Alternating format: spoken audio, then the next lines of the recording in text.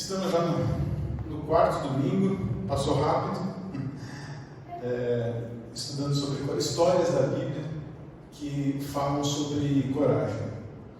E essa é uma história bem conhecida, não é mesmo?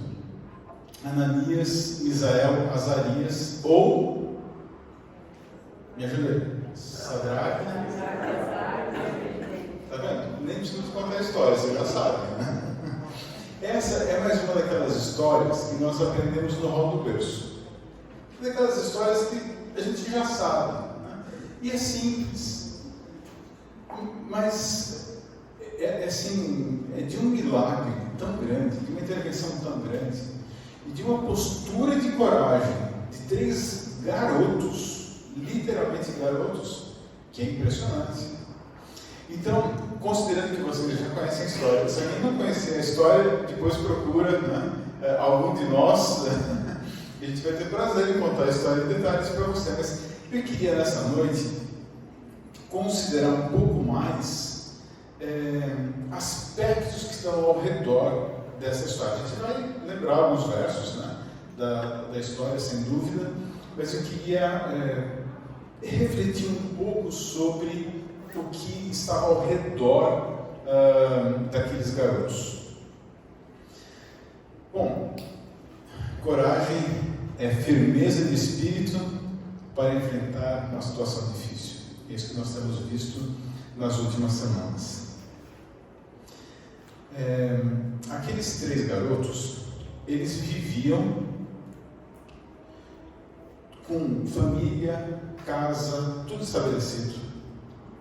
E aí vem um império e leva esses garotos e as suas famílias, e muitas famílias, cativos para a Babilônia. Aquilo que era certo, agora já não é mais certo. E aquilo que era errado, agora é certo. Mudaram os valores, mudou a cultura, mudaram os costumes, mudaram os hábitos, aquilo que se fazia no sábado. Mudou muita coisa. Eu não sei se você já viveu como estrangeiro em algum lugar. Quando a gente vai e chega num outro país, numa outra cultura, numa outra língua, nem sempre é confortável. Agora, na situação deles, era muito pior. Porque não era simplesmente ser estrangeiro, era não ter nada. É ter perdido tudo. Nós estudamos há pouco tempo atrás da escola sabatina sobre os Salmos. Talvez você possa lembrar, Salmo 137. Eu coloquei aqui para facilitar a leitura, se você quiser acompanhar na sua Bíblia, mas está projetado aqui. Salmo 137 fala assim: às margens dos rios da Babilônia, nós nos assentávamos e chorávamos. Olha a dor, o pesar, lembrando-nos de Sião. Nos salgueiros que lá havia, pendurávamos as nossas harpas, pois aqueles que nos levaram cativos nos pediam canções, e os nossos opressores que fôssemos alegres, dizendo: entoai-nos algum dos cânticos de Sião. Como, porém, haveríamos de entoar o canto do Senhor em terra estranha? Sabe, a dor é muito grande, a saudade, né? Lembrar das coisas que tinha e que já não tem mais. Essa é a situação desses garotos. A perda, a destruição não foi só sobre prédios. As casas foram destruídas, o templo, mas não foi só isso. Sabe o que acontece numa guerra?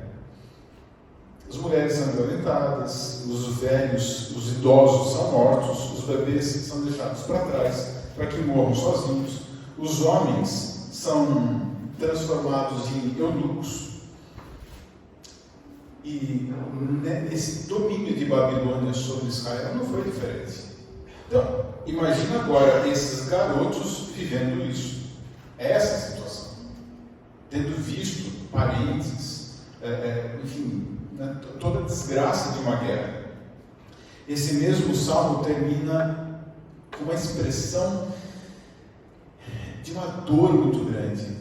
Filha da Babilônia, que has de ser destruída, feliz aquele que te der o pago do mal que nos fizeste.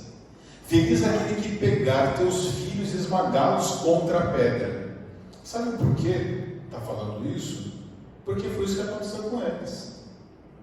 Assim, feliz é aquele que retribui para você aquilo que você fez com a gente.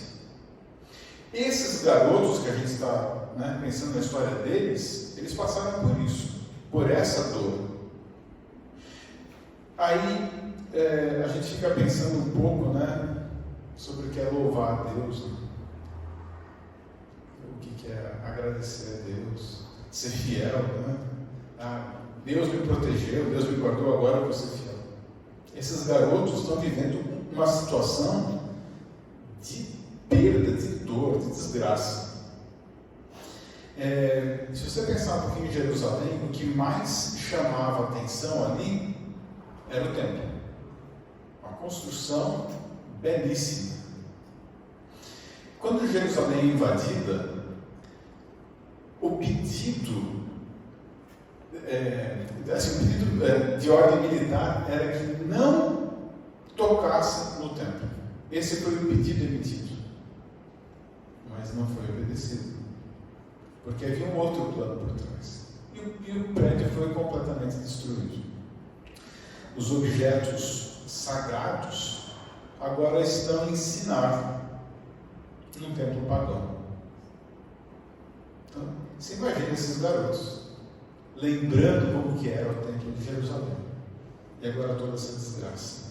Sabe, tinha um discurso por trás de tudo isso. O discurso era assim: o Deus de vocês não é forte o suficiente. Vocês que dizem ter um Deus todo-poderoso, onipotente e tal, ele não é tudo isso. Esse é o discurso por trás de tudo que está acontecendo. E os sacerdotes de Israel estão onde? Ninguém sabe. Porque não tem mais função para eles. Desaparecem. Bom, temos então os três garotos. Você é um quadro, e o pintor desse quadro é James Tissot. Esses três garotos, eles tinham provavelmente perto de 17 anos. Talvez um pouco menos. Estão sozinhos, não tem amparo, não tem família, não tem apoio social, estão sozinhos.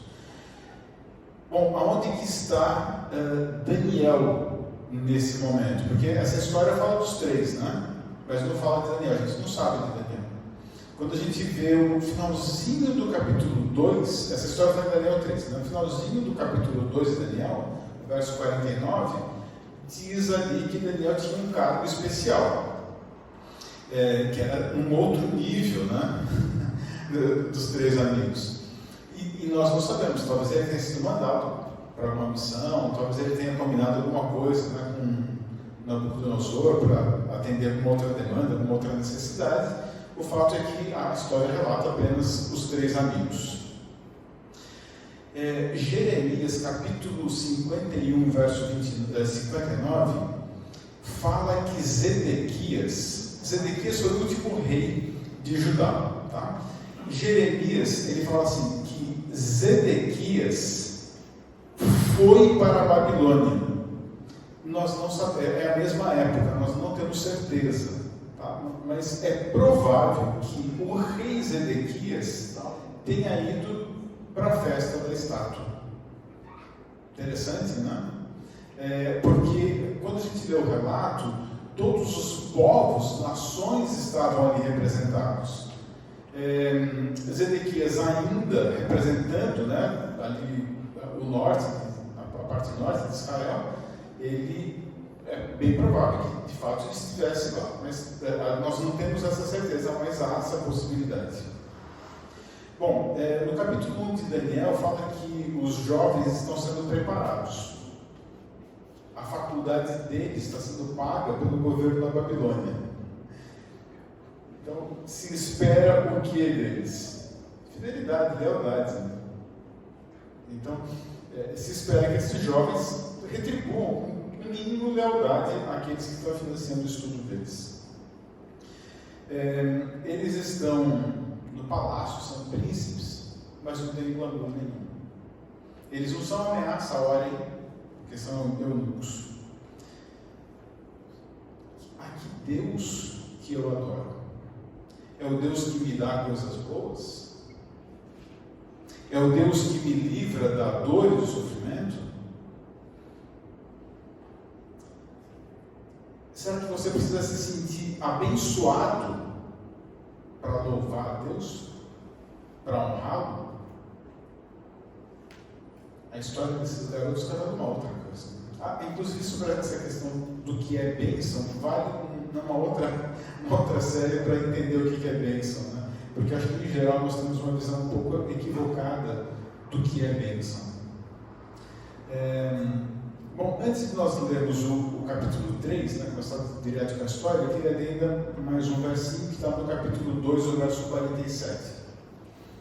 Disse o rei a Daniel: certamente o vosso Deus é o Deus dos deuses e o Senhor dos reis e o revelador de mistérios. Pois puder, bom.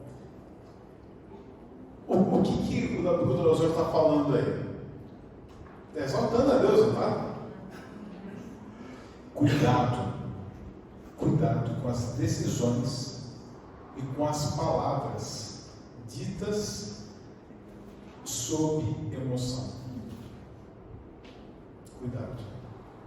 Isso aqui foi dito no fogo da emoção, do encantamento, do deslumbramento. Aquilo que de fato dura, as decisões da nossa vida que de fato duram, não são as tomadas sob o calor da emoção. A gente precisa refletir um pouco mais sobre isso, mas a gente precisa continuar aqui na história. A verdade é que Nabucodonosor, ele é arrogante, ele se faz Deus. Por quê? A estátua, né, da história de hoje, ela não é uma divindade em si, mas ela representa aquilo que Deus havia dito por Daniel sobre a história, que o reino da Babilônia teria um fim. Mas o que o rei Nabucodonosor vai mudar? Ele não vai aceitar aquilo que Deus falou. E ele vai falar assim: não, sou eu que decido. O final da história, quem diz sou eu. Ele se coloca, na verdade, no lugar de Deus. Ele substitui Deus por ele mesmo. E a ideia de um rei eterno, né, é reforçada de novo nesse capítulo, no verso 9, no cumprimento, né, para o rei: ó rei, vive eternamente. Está atribuindo ao rei uma vida eterna, né, que é exclusiva de Deus. Bom, vamos lá para o começo da história, capítulo 3, verso 1. O rei Nabucodonosor fez uma imagem de ouro, parênteses. A imagem era toda de ouro ou revestida de ouro? Não sei. Não muda muita coisa. Mesmo que fosse só revestida de ouro, era muito ouro, né? Mas Babilônia tinha ouro suficiente para fazer a estátua toda de ouro, tá? Mas isso, assim, não muda muita coisa. Que tinha 60 côvados de altura e 6 de largura. Levantou-a numa planície, né, no campo de Dura, na província da Babilônia. Aí você falou: ok, né, 60 côvados, tal, quanto que é isso? Algumas bíblias já vêm transformados em metros, 27 metros de altura. Aí você fala: caramba, né, esse é alto, pensa num prédio mais ou menos de 9 andares. Não sei se estiver errado, você me corrige, né? Mas, um prédio de 9 andares. O esquisito dessa imagem, né, é que a proporção dela é estranha. 60 côvados por 6, que dá 27 metros, né, por 2,70, arredondando. é muito estreitinho, né? Será que não é raro? Será que no registro não faltou um zero? Né? A gente não sabe se nessa medida inclui uma base ou se a base é depois dessa medida. A gente não tem mais detalhes. Mas não se preocupem, a Bíblia não está errada. Essa medida está certa. Sabe por quê? E aí, um detalhe de cultura geral. Na Babilônia, a matemática tinha base sexagesimal. Ou seja, não era decimal como a nossa cultura, né? A gente pensa sempre em múltiplos de 10. Para eles era sempre 6. 60 múltiplos de 6. 6, né? É a unidade que para eles é a referência. Tem um outro detalhe, se você pegar esse deles é tudo diferente da nossa, mas os símbolos, né, que eles usam para 60 é o mesmo símbolo usado para divindade suprema. Só muda de lado, mas é o mesmo símbolo. Então, essa medida de 60 por 6 tem um aspecto mítico, tem um apelo, um significado. 60, porque quando você fala 60, na língua deles, né, o que registra esse número é igual à divindade suprema. Então, quando você fala esse número, você está pensando numa divindade. Então, aí faz sentido esse número. Né? Eu achei interessante que alguns historiadores dizem que quantos minutos tem uma hora? Quantos segundos tem um minuto? Circunferência 360 graus, né? Dizem que isso ainda é herança dessa cultura onde a base da matemática é sexagesimal. Bom, verso 2. Então o rei Nabucodonosor mandou ajuntar os sátrapas, algo que não é tão comum para a gente, né? Os prefeitos, os governadores, juízes, tesoureiros, os magistrados, os conselheiros e todos os oficiais das províncias que viessem à consagração. Essa palavra consagração é a mesma palavra usada nos ritos do templo. Então não tem dúvida, é uma coisa com aspecto divino. Tá? Na imagem que o rei tinha levantado. Eu não sei você, eu já li algumas vezes esse trecho, né, o verso 2 e o verso 3. Então se juntaram os sátrapas, os prefeitos, aqui é outro verso, tá? O verso 2 falava isso, o verso 3 vai repetir. Toda a listinha. Tem um outro detalhe também em relação aos instrumentos. Se você pegar o verso 5, o verso 7 e o verso 10, nos 3 versos vem uma lista, né, de instrumentos. O som da trombeta, do pífaro, da harpa, da cítara, do saltério, da gaita de flauta, e repete tudo isso. E eu, assim, né, sempre que eu lia, eu ficava pensando, mas por que ficar repetindo isso, né? Podia fazer referência aos instrumentos, à orquestra, ao banda, enfim, né? Até que eu li um comentarista bíblico dizendo que tem um caráter cômico por trás disso.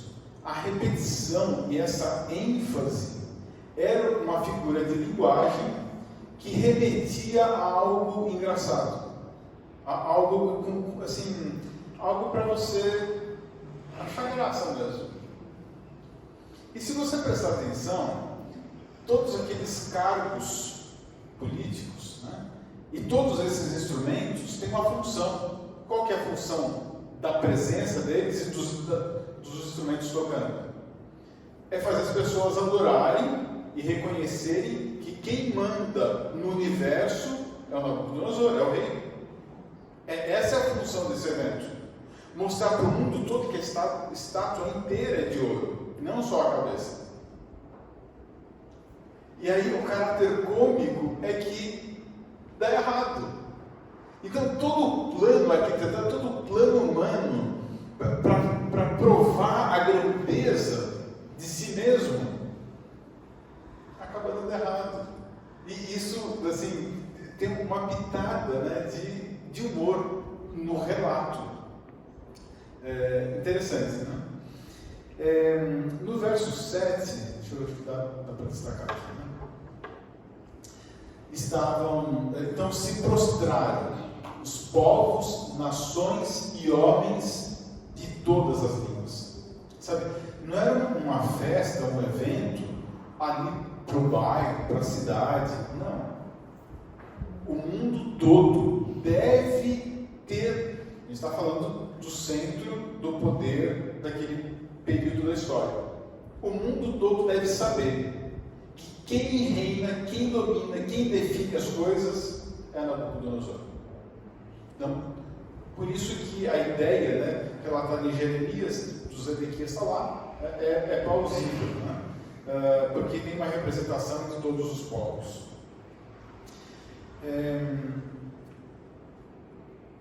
A ideia, né, então, do rei é transformar, né, mostrar para todo mundo quem é que define as coisas.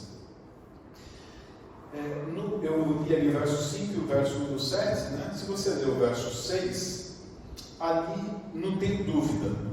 O verso 6 eu acabei não colocando ali na projeção, vou ler aqui para vocês. O verso 6 diz assim: qualquer que se não prostrar e não adorar, será no mesmo instante lançado na fornalha de fogo ardente. No verso 5 tem a prescrição, e aí no verso 6 vem a consequência. Prostrar e adorar. Se você me vê em pé, você não tem certeza do que eu estou fazendo, né? Assim, posso estar pensando, posso estar conversando com alguém. Agora, se você me vê prostrado, e a referência aqui é joelhos e a testa no chão, você não tem dúvida, essa pessoa está adorando. É um ato de louvor.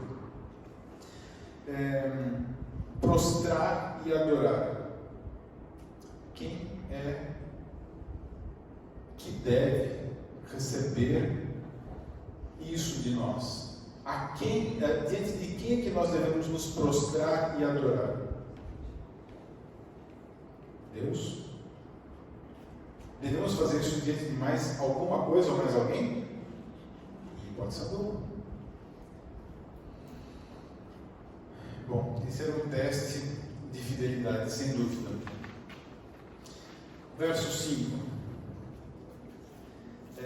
Tem mais uma coisa que eu quero chamar a atenção. O que ele usa para adoração? Guilherme, me ajuda. Abra bastante ali no verso 5. O que é que o rei usa para adoração? Música. Instrumentos. Música e instrumentos. Vocês viram ontem aqui? Lindo, né? Eu fico assim arrepiado de pensar naquele grupo tocando. Obrigado, Guilherme, por ter isso. Deus te abençoe. Não sei se vocês sabem, mas o Guilherme que se levou tudo. Sabe, louvor, música e adoração estão muito associados. A gente nem sempre presta atenção sobre a importância da música. Eu já escutei algumas coisas meio absurdas, sabe? Falando sobre esse verso, sobre o tipo de instrumento, sobre o tipo de música. Não escuta isso, tá? Sabe por quê? Os instrumentos que estão relatados aqui são 3 instrumentos de sopro e 3 instrumentos de corda. Porque já me fala assim, instrumentos de percussão, isso aqui. Sabe quem que usa instrumentos de percussão no louvor? O povo de Israel. Tá? Então, cuidado, né? Eu acho que mais do que criticar música, critica o seu coração. Eu sou a favor de música, minha formação é música erudita, né? Então, assim, esse é o estilo que, aliás, honestamente, esse foi um dos fatores que nos chamou muito forte para ficar aqui. Mas, assim, não julgue pelo instrumento, julgue o teu coração primeiro. Você não é Deus para julgar o louvor da outra pessoa. Enfim, essa questão da música dá para a gente falar muita coisa. Eu gosto muito de 2 Crônicas, capítulo 20. Tem uma história tão legal, depois você lê a noite antes de dormir.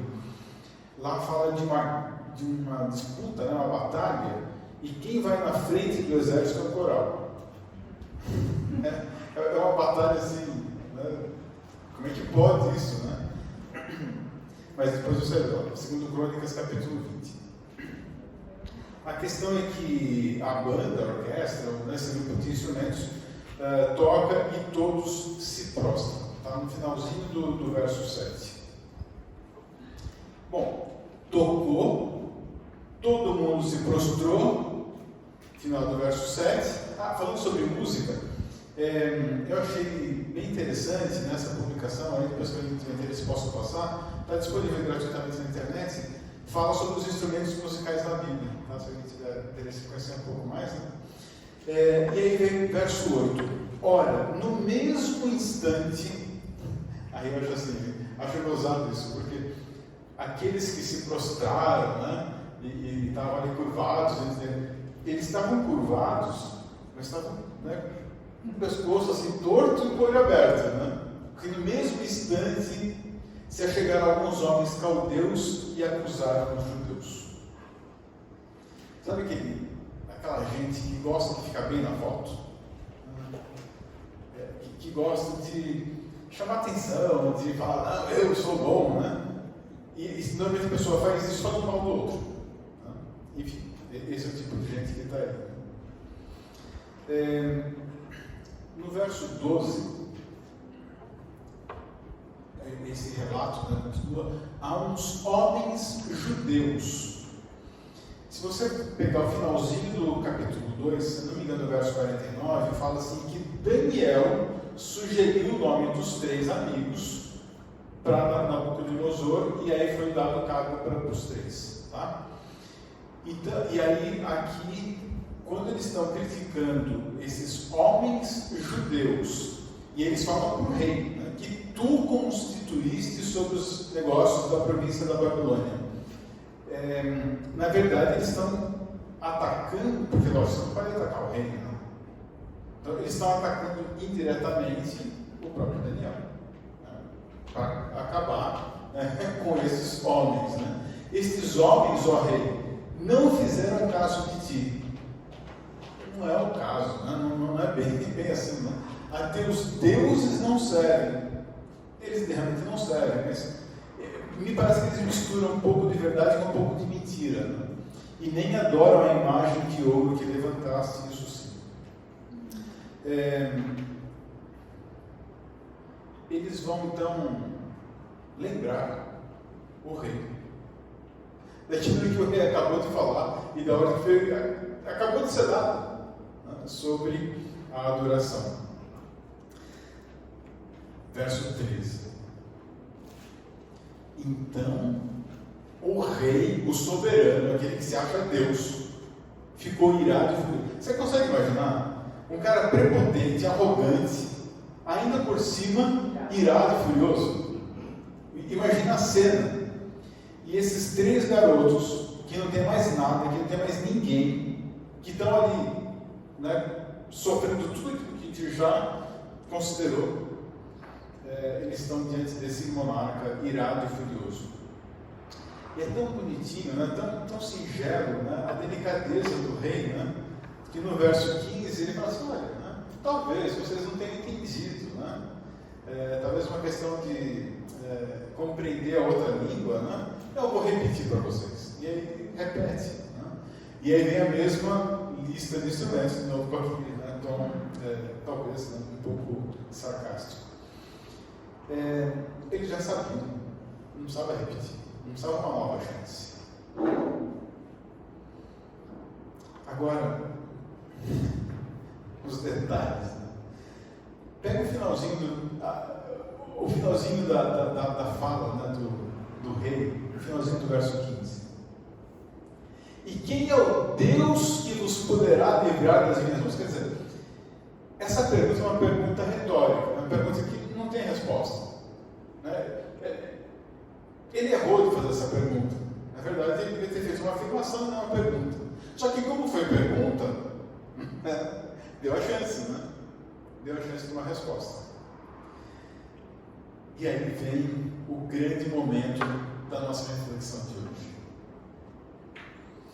Quando o rei, esse soberano, né, esse cara arrogante, se acha Deus, ele fala assim: quem é que pode tirar vocês das minhas mãos? Porque eu sou o Todo-Poderoso. Não existe solução. Não tem saída. Olha a coragem. Imagina a cena para você entender a fala deles, para a gente associar com o que vem no final da minha consideração de hoje. A gente vai precisar voltar para essa situação. Responder então os três, né? Ó Nabucodonosor, quanto a isto não necessitamos de te responder. Se o nosso Deus, a quem servimos, quer livrar-nos, Ele nos livrará da fornalha de fogo ardente e das tuas mãos, ó Rei. Se não, fica sabendo, ó Rei, que não serviremos a teus deuses, nem adoraremos a imagem de ouro que levantaste. Bom, da onde que vem isso? Pega a cena, pega a história desses garotos.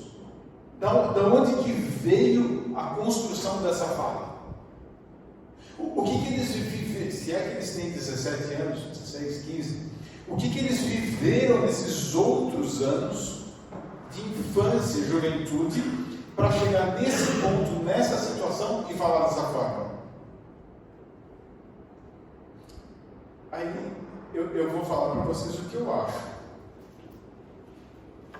Eu acho que eles leram isso aqui muitas vezes. Não farás para ti imagem de escultura, nem semelhança alguma do que é em cima dos céus, nem embaixo da terra, nem nas águas debaixo da terra. Não as adorarás. Você acha que eles leram isso aqui uma vez? Você acha que eles leram? Ouviram falar? Num culto? Alguém falou? Ou você acha que eles liam isso com frequência? Que isso estava dentro do coração deles, dentro da mente deles. A gente chama de ação reflexa, né? Sabe aquilo que você faz sem pensar? É isso. Eles tinham isso dentro deles. Mais um. Sede fortes e corajosos, não temais, nem vos temorizeis diante deles, porque o Senhor, o vosso Deus, é quem vai convosco. Não vos deixará, nem vos desamparará. Sabe, a fala deles de coragem não é arrogância, não é presunção, é certeza. Eles não têm certeza que eles vão sair vivos.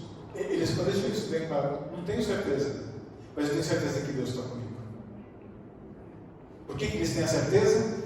Porque eles se alimentavam da palavra. O que eles tinham na época era a Torá, né? Alguns livros, né? Na verdade, eles tinham já alguns profetas também, mas porque eles se alimentavam e muito disso.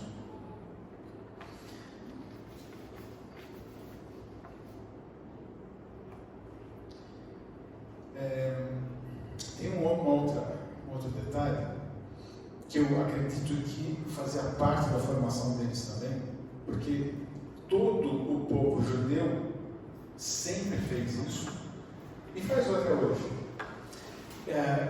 Esse verso aqui é o verso 4 de Deuteronômio, capítulo 6. Isso aqui é uma oração que os judeus fazem 2 vezes por dia. Em hebraico, ouve é Shema. E eles dizem, né, o Shema Israel. E essa oração, eles fazem em todas as cerimônias, faziam e fazem ainda, e de manhã e de tarde repetimos: ouve Israel, o Senhor nosso Deus é o único Senhor, não existe outro. Eu gosto da pronúncia hebraica. Se vocês me permitirem, os judeus fazem assim: Shema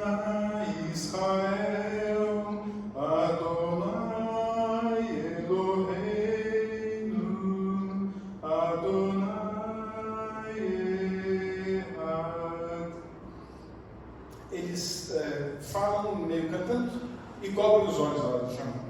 Porque se você está na presença de Deus, você não deve ousar desejar ver Ele, por causa da santidade dele. E fazer isso 2 vezes por dia. Sabe, isso nos ajuda a reforçar quem é Deus na nossa vida. Nesse período, Isaías já tinha escrito esse texto. Mas agora, assim diz o Senhor, que te criou, ó Jacó, e que te formou, ó Israel. Não temas, porque eu te remi, chamei-te pelo teu nome, tu és meu. Quando passares pelas águas, serei contigo. Quando pelos rios, eles não te submergirão. Quando passares pelo fogo, não te queimarás, nem a chama arderá em ti. Sabe, eu acredito que esses garotos, eles liam, eles estudavam, eles conheciam a palavra. Eles não tinham dúvida. E eles falam isso. Deus é poderoso. Se Ele vai livrar, não sei. Isso não é comigo. Mas Ele é poderoso. Bom, eu coloquei esse contexto porque os garotos falaram com muita firmeza, com muita convicção, com muita certeza. O rei já estava irado antes. O que acontece? O verso 19 diz que ele ficou cheio de fúria. Diz que a expressão do rei de raiva era uma coisa que eu imagino que ia ser assustador. Um rei que já estava virado, que já estava furioso. Agora o rosto dele estava transtornado. Aí vem um detalhe, ele manda aquecer a fornalha 7 vezes mais, né? A gente fica pensando, como é que faz para esquentar o fogo 7 vezes mais? Provavelmente isso seja mais retórico do que algo que a gente pudesse de fato medir em Celsius, ou Fahrenheit, ou enfim, né, qualquer que seja a escala. Mas assim, ele faz isso por quê? Por causa da emoção, da raiva, do ódio. Porque se ele quisesse de fato aumentar o sofrimento, ele não ia aumentar a temperatura, ele ia diminuir. Você concorda? Que eles iam sofrer.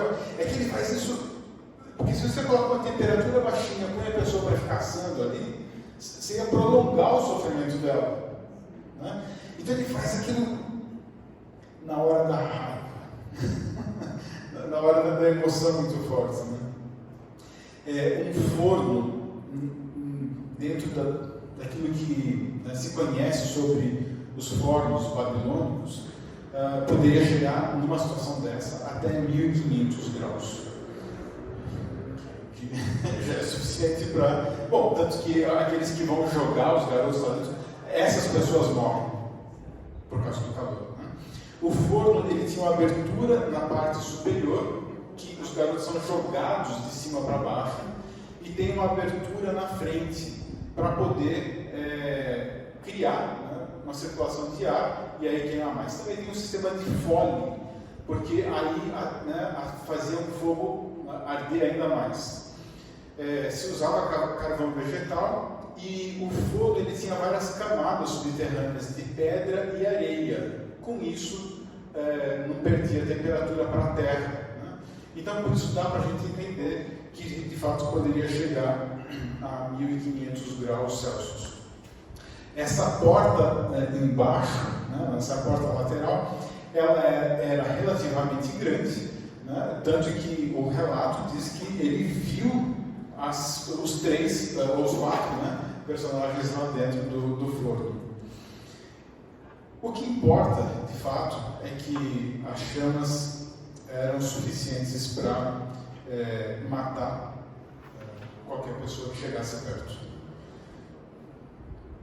Sabe, essa história ensina para a gente que quem manda é Deus. Quando você se defrontar, e você vai se defrontar com arrogância, com prepotência, peça a Deus paciência. Peça a Deus coragem se for necessário. Mas tenha certeza que quem domina, quem é rei e soberano é Deus. A coragem dos garotos não foi condicional. Não dependia de alguma coisa. Porque eles se alimentavam da palavra. Eu já falei e repeti algumas vezes em outras histórias sobre jejum e oração. E hoje quero colocar o terceiro aspecto essencial para a coragem: jejum, oração e estudo da palavra. Nós precisamos disso para ter coragem. Nós precisamos disso para ter coragem. A história de hoje não é sobre 3 jovens. A história de hoje é sobre um Deus eterno. Se você, pelos teus atos, pela tua palavra, por aquilo que você fala, aceita a Deus como Deus soberano, Deus não vai te deixar sozinho. Deus não vai te abandonar. Sabe aonde que estava Deus no momento que eles estavam sendo lançados na fornalha? Junto com eles.